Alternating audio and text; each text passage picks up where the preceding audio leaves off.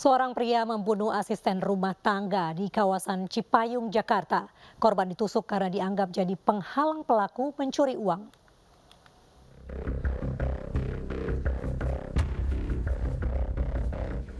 Pria 26 tahun berinisial M ditetapkan sebagai tersangka pembunuhan ART keluarganya di kawasan Pondok Rangon, Cipayung, Jakarta Timur.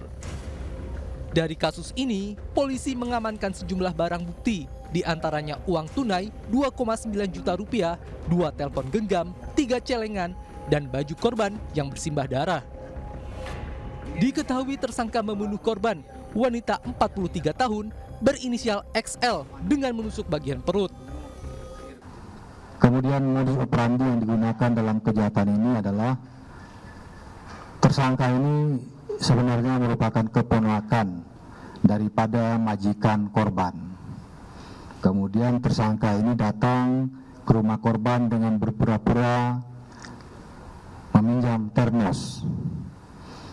Kemudian pada saat korban lengah, korban ditusuk dengan menggunakan pisau yang telah dipersiapkan oleh tersangka. Kemudian dengan maksud setelah menusuk pisau ini untuk memudahkan tersangka melakukan pencurian barang-barang dan uang milik daripada majikan korban. Selain ingin mencuri uang keluarganya, motif pembunuhan juga dilatar belakangi karena tersangka ingin mencari pekerjaan dan membutuhkan biaya untuk hidup di Bali. Atas perbuatannya, tersangka dijerat pasal 365 KUHP dan pasal 338 KUHP dengan pidana hukuman mati atau penjara seumur hidup. Perseteruan antara Tiko dan keluarga ayahnya berakhir damai. Kondisi Eni ibunda Tiko pun berangsur membaik dan sudah boleh dijenguk di rumah sakit.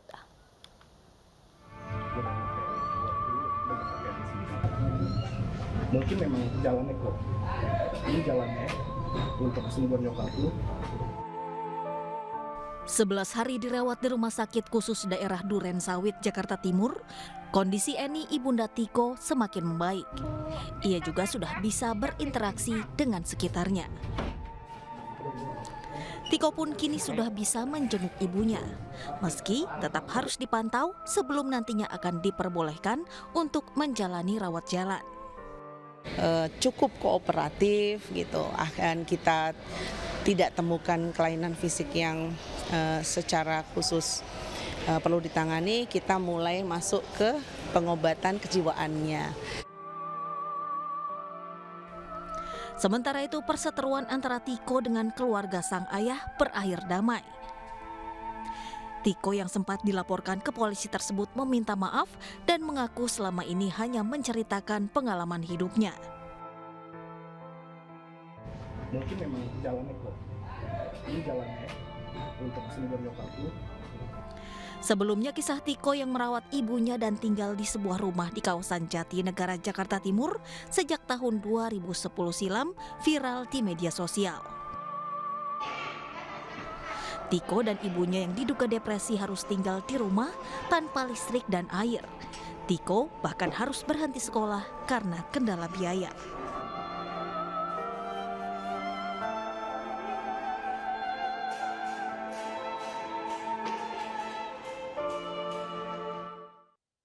Pemirsa, pasca adanya temuan puluhan anak keracunan jajanan Ciki Ngebul di beberapa daerah, Dinas Kesehatan Provinsi Jawa Barat melarang sementara masyarakat untuk mengkonsumsi jajanan itu.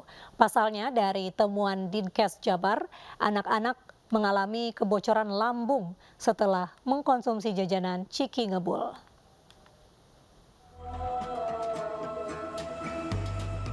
Dinas Kesehatan Provinsi Jawa Barat menemukan ada 28 kasus anak keracunan kandungan nitrogen di 2 kota kabupaten di Jawa Barat. Dari seluruh kasus keracunan tersebut, ada yang mengalami gejala berat hingga dilarikan ke rumah sakit. Atas kasus tersebut, Dinas Kesehatan Provinsi Jawa Barat melakukan pemeriksaan laboratorium serta menemukan kandungan nitrogen berlebih di jajanan Ciki Ngebul. Hal tersebut sangat membahayakan bagi anggota tubuh jika dikonsumsi berlebih.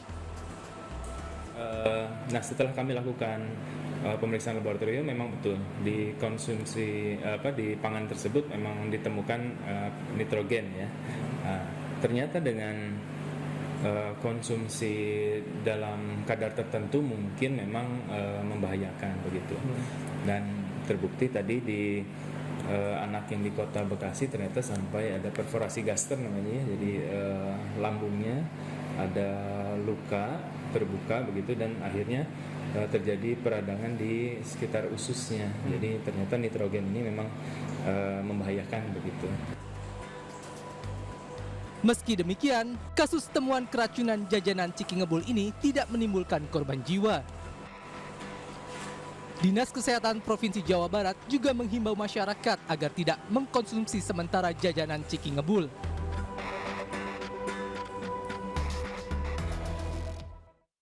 ...24 siswa SD di Kecamatan Luwisari, Tasikmalaya keracunan akibat jajanan Ciki Ngebul. Sementara di Bekasi 4 anak juga keracunan akibat mengkonsumsi jajanan itu. 1 diantaranya bahkan harus dirawat intensif di rumah sakit usai didiagnosis bocor lambung.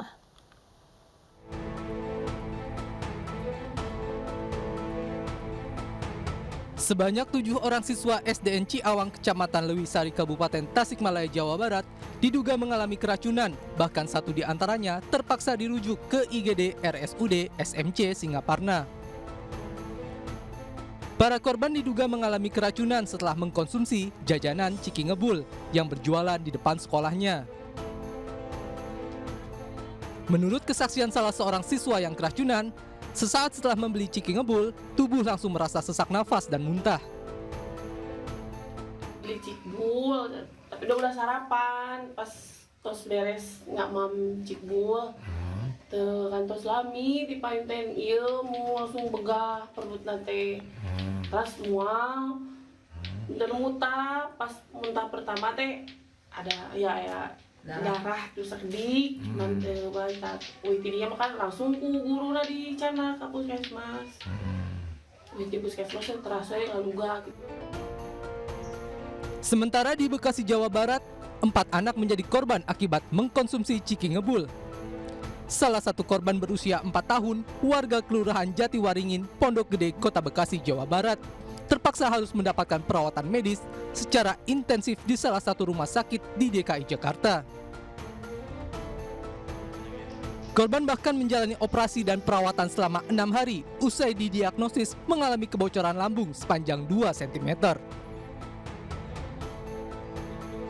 Awal mulanya malam itu anak kami jajan Ciki yang keluar asapnya, yang biasa orang sebut Ciki Ngebul, Pak. Nah, malam itu anak kami makan sama yang lain, ngambilnya yang lain sih nggak apa-apa. Pas anak kami mungkin kondisional yang lain, jadi pas makan itu jerit, Pak. Jerit, kaget. Saya kira ada kejadian apa itu kan. Pas saya pegang putih semuanya keras. Dan malam itu juga kita langsung bawa ke rumah sakit. Setelah di ronsen hasilnya bahwa kata dokter lambung anak kami ini bocor. Usai menjalani perawatan selama 6 hari di rumah sakit, akhirnya pada 26 Desember 2022 sang anak membaik. Dirinya pun diminta pihak rumah sakit untuk kembali melakukan kontrol guna pemeriksaan kondisi jahitan di perut sang anak. Seorang ibu hamil di Dusun Butu Batu, Pinrang, Sulawesi Selatan ditandu sejauh 7 km karena akses jalan yang buruk. Malang, bayi meninggal dalam kandungan, sementara sang ibu meninggal setelah dioperasi di Rumah Sakit Lasinrang.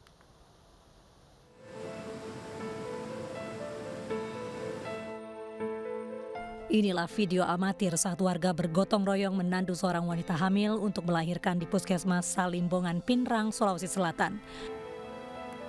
Ibu hamil ditandu menggunakan sarung sejauh 7 km melalui jalan berbatu dan setapak hingga menuju ke mobil kesehatan yang menunggu pasien tersebut di jalan raya. Hal ini terpaksa dilakukan karena akses menuju ke dusun tidak dapat dilalui mobil. Namun malang dikabarkan bayi meninggal dalam kandungan dan ibu juga meninggal setelah dioperasi di Rumah Sakit Lasinrang. untuk melihat kondisi ibu tersebut. Memang pada waktu pemeriksaan itu kondisi janinnya sudah tidak terdengar denyut jantung janinnya. Makanya diputuskan untuk merujuk malam itu. Tapi karena hujan deras dan angin kencang, akhirnya besok pagi baru dirujuk. Sebelumnya, ibu hamil dibawa ke Puskesmas Salimpongan, kemudian baru dirujuk ke Rumah Sakit Lasinrang. Dari Pinrang, Sulawesi Selatan, Erwin Eka Pratama, iNews melaporkan. Peristiwa ibu hamil yang terpaksa harus ditandu untuk ke fasilitas kesehatan juga pernah terjadi di sejumlah daerah. Berikut ulasannya.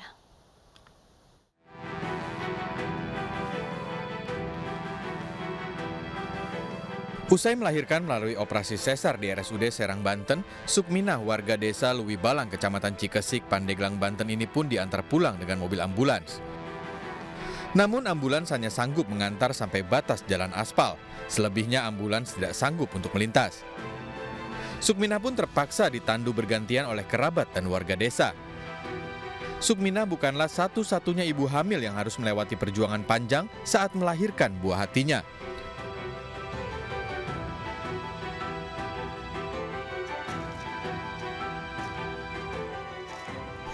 Seminggu sebelumnya seorang ibu hamil di desa yang sama juga terpaksa ditandu menuju rumah bidan desa.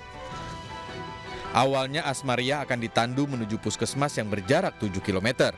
Namun kepala puskesmas berinisiatif mengutus bidan menuju ke lokasi yang berjarak 1 km dari rumah Asmaria. Akses jalan yang rusak parah membuat para ibu hamil dari desa Luwi Balang harus menghadapi perjuangan yang sama. Warga pun merasa pemerintah tak pernah adil pada nasib mereka. Hingga hari ini perbaikan jalan desa masih serupa mimpi dan tak kunjung menjadi nyata.